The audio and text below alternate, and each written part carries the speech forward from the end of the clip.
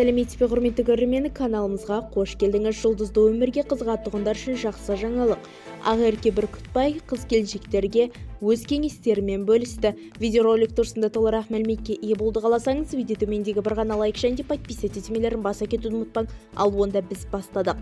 Жақында ана тағын алған Ақерке Бүркітбай қыз-келіншектерге босанғаннан кейінгі күйзелістен шығудың жолдарын көрсетті. Бұл туралы Статус.кз ақпарат агенттігі хабарлайды. Декреттің алғашқы айларында әсіресе бірінші мәрте ана атанған әрбір әйелге жеңіл боймайтыны анық. Қол-аяғың енді жеңілдеп бауырың алған жаңа өмір иесінің алғашқы күндерінен бастай алатын шақты менде басынан өткізіп өтті. Енді жұмысқа шығайын деп артық салмақ осылай қалып қоятындай көңілім әрі қарай қорқырып, көз жасыма ерік беріп, ойын санамды шарықтап, кейбір сәттерде не істеп жүргенімді өзімде білмей қалатын едім, деді Ақерке күйзеліс кезеңінде өзінің бастан өткендерін айтып. Бізді тамашалауды жалғастырыңыз, сау саламат болыңыз.